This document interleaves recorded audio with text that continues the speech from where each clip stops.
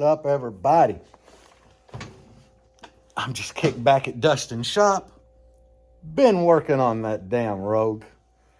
So, in my last video, I was talking about a little bit of overpowering your subwoofers. And I'm going to break this down to you in kind of an easy way to understand a lot of this. So, what we have is, we have three ends, or three parts of the spectrum, but there's two that really count. That third part is really, really hard to achieve. So we're going to discuss this end and this end of the spectrum. Now, I like using Diego's van as this end over here of the spectrum. That man has a little bit of power on a shit ton of cone area, and I still believe that it is probably the best demo vehicle out there. He's running like 12-18s in it. Shit ton of cone area. 4 12Ks. 2 90 amp hour C-Maxes. A couple alternators. And literally he can demo all day. And very seldom does he ever hurt a subwoofer. He has, but it's not like a lot of people do. But it shows, I mean, he's just killing it. I mean, the first time I stuck my head in the window, I think it ripped my sunglasses off. And ripped part of my hair out. I think I'm thinning on top because of it. But anyway, that thing is no joke. Now let's go to this side of the spectrum, and that is builds like mine. Dustin's, Deb's. We have a little bit of cone area and a shit ton of power. And what we're trying to do is we're trying to compensate for that lack of cone area. I said compensate. So I'm just going to put it out there like factual. In my build, I've told y'all, you know, I use head unit volume 32 of 35. Why? Because I know it's clean. And it just seemed like a good number for me to set my gains at. When I am demoing, I demo at volume 28. There's only been a couple times I've ever turned up from volume 28, and I do that for a ton of various reasons. But the most important reason we're going to talk about is I do it because when my voltage dips, I'm not clipping. I've had Steven Alexander at the Sundown show. I was down to like 15.2. I charged at 16.2. I'm down a volt. And I was worried about giving another demo, but I told Steven, I said, hey, buddy, go back there, because we're on Team AINTLOUD together. He's like a brother to me. You know, he ran back there, and I'm like, watch all my amps for clip lights. I gave a full demo, dropping to 15 flat. Song was over. I opened the door, and he's like, not one. Not one clip light. Why? Because I'm 4 clicks down. That way I know the shit's clean. But if I turn up to volume 30, 31, 32, my subs will bottom on low frequency. And it ain't because my enclosure is like wrong or anything. If I had like 2 more spiders in each subwoofer, it might not do it. But the majority of the reason why it does it is because I have too much power. Just way too much power. One, playing them lows like that, you know, my peak in that Jeep is like 33 to 37. It don't matter. 33 to 40, really. I mean, it'll play like, it'll burp the same score pretty much throughout that spectrum because I have a 1-to-1 ratio. So there's no really high peak or low peak. The graph just kind of comes up and dips off that way. But I did a video on here clamping amplifier on a random numbers of burping. And if you've watched that video, you know that when you're at your peak frequency, like the frequency that you can burp the highest number at, you're clamping the least amount of power. And you have the highest rise. Why? Because you're the most efficient there. Efficiency is key. You're the most efficient at that point. So your rise is the highest, your power is the lowest, and you're doing the highest number on the lowest clamp power. Now, when you go away from that frequency either way, you know, like say your frequency is 45. If you go to 50, or 40, you're going to clamp more power and not be as loud. Now, with all that being said, when I'm playing lows, I'm putting out a whole lot more power because it's a good ways away from the peak of the cabin in my vehicle. So, yes, my ohms drop, the impedance, it drops. Therefore, the amps are producing more power. And when you're trying to do burps at like 17, 18 hertz, yeah, if I just turn it up, I can bottom the subs. It happens. And back to what I'm saying, from this end of the spectrum to this end of the spectrum, builds that have low power in stupid big cone area don't really have that problem, because they can just hammer all the power that they have out to the subs, and if they're not actually clipped signal in it, subs are doing pretty good. Now, you know, there's always that problem when you're at a show and it's 110 degrees like sundown, and you've been demoing for 5 hours straight, and the air coming out your front port feels like it's out of an oven, which that's all true story.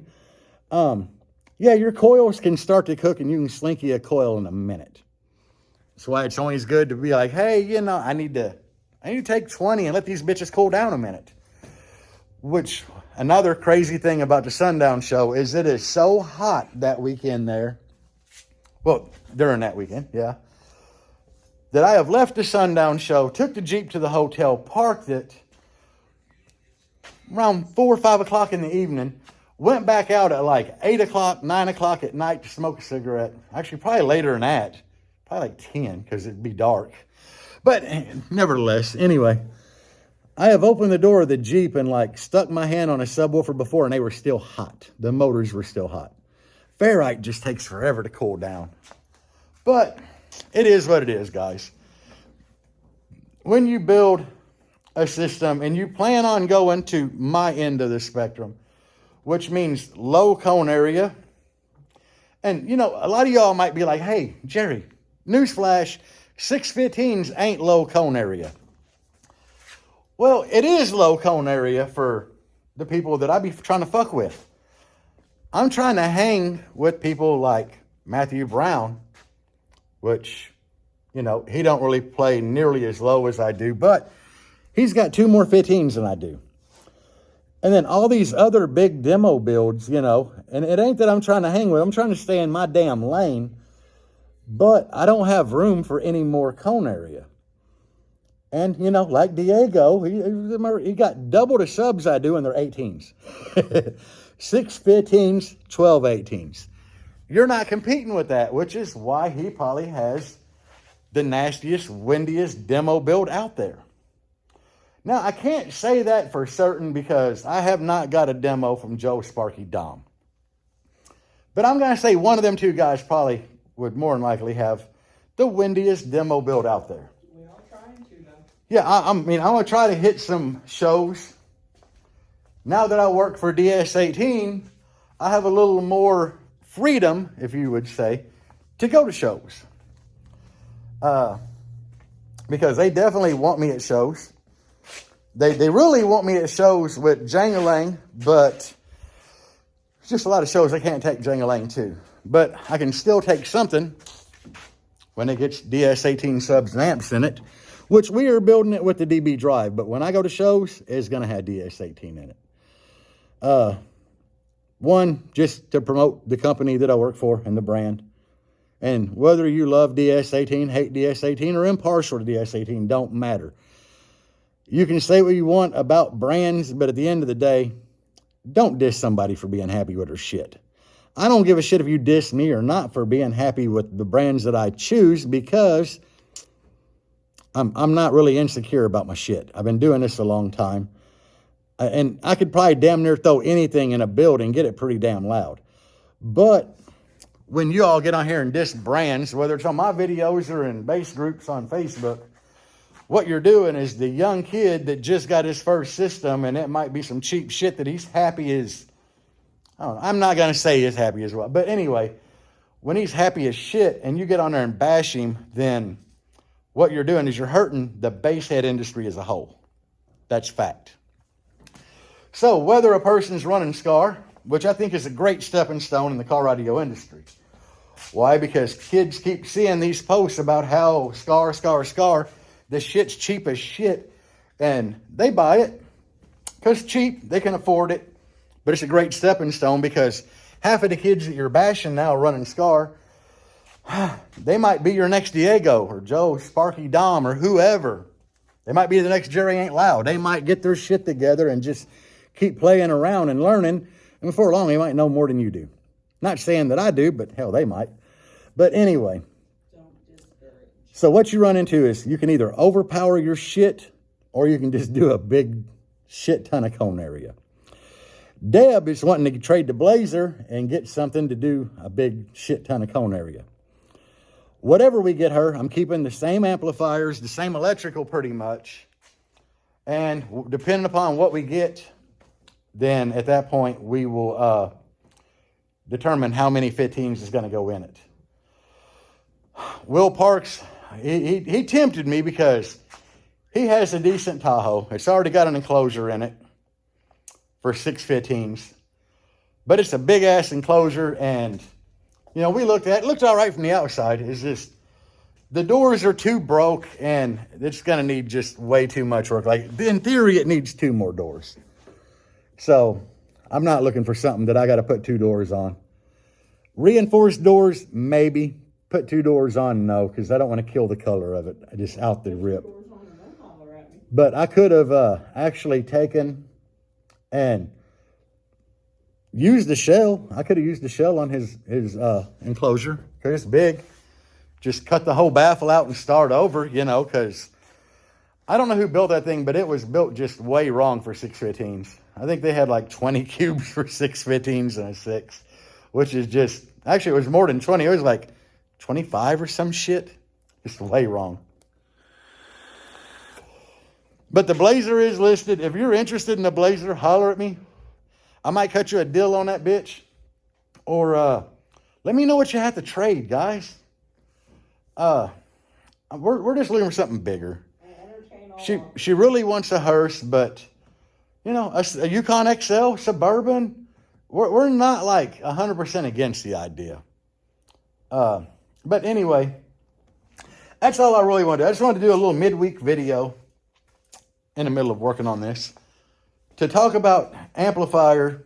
And even in my black Jeep, the old Bruce Lee's, yeah, they're Chinese amplifiers.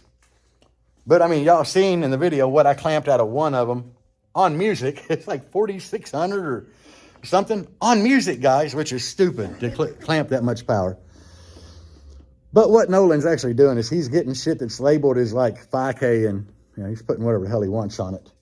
But in the black Jeep, I have too much power too. If I really want to turn the volume knob up to the point where I'm set clean, it'll bottom the subs. And that's actually me going in and building a little under the recommended airspace for the subs so they will handle a little extra power. I got a little less port area than recommended, so theoretically they should handle a lot of power, but I'm just overpowering the shit out of them. And that's what I do to try to get shit loud. Because, you know, I'm not ready to rip the black Jeep apart and put a wall in it yet. And then I'd be limited to 6 15s, or, well, I could probably do 8 15s if I did a damn 4th order. And I'm going to tell you what I don't know about 4th orders is fill a damn warehouse, because I don't know shit about them things and how they work. I mean, I've picked up a little bit of knowledge on them here and there, just reading what people post and shit, but am I ready to design one? No. Am I ready to build one? No. I like the 6. I like all that wind. And yeah, people can play 18, 19 hertz in some 4th orders. I see videos of them doing it. But the low note in the song might be 18 or 19, and the rest of the song, you know, the majority of it might be 28. So we don't even know what it's doing on the lows. That's why a lot of times when I give you demos, I'll play that song, Wait in the Truck, by the girl that used to have a big booty and her booty went flat. Lainey Wilson, that's it. And that other guy. Because the only notes in that song is 15, 16, 17, and 18. So you know what it's doing at 18 hertz. But anyway, guys, that's going to be all I got for you today. Me vaping and The hell? Anyway, that's all I got. Leave a comment below. And if people have asked, we are going to try to hit more shows this year. Yes, we are. Right now, my answer is yes, we are definitely going to do Slam. I don't know if we're going to be in this, which is one reason I'm scrambling to get that thing done before it gets 100 degrees outside. Because, one, Deb wants a system in that shit. It needs to be done. But two, I want to be able to go to shows so I can just load that bitch up and take it. I'm not worried about driving that like 12 hours. However, I am worried about driving Jangalang more than sundown, more than 4 hours. I'm really, I get a little worried. Because it is like over 30 years old. Well, actually, 94 to 04, that's 10, 14, 30 years old. Jangalang turned 30 this year. Happy birthday, Jangalang. Damn, I got to get that. I got to get him something. Huh? Maybe a cake made of grease and oil. I don't know. But anyway, guys, we're already 16 minutes in this bullshit. But yeah, you can overpower your shit. And I do think it's really good to have a bunch of power on tap if you need it. People talk about too low a power. Like, oh, you blew that sub because you underpowered it. There's no such thing really as underpowering. There's guys that just have a small amp and they try to turn it into clipping. I do the opposite of that shit because I have way too much power. I set my gains up here and I demo here. But whatever you do, just make sure your shit ain't clipped, guys. If you got too little power or a shit ton of power, don't clip it and you will be golden all day. Anyway, peace out, guys, and as always, bass on. Even when you feel low, you can still go. Even when you feel slow, you can still go. Even when the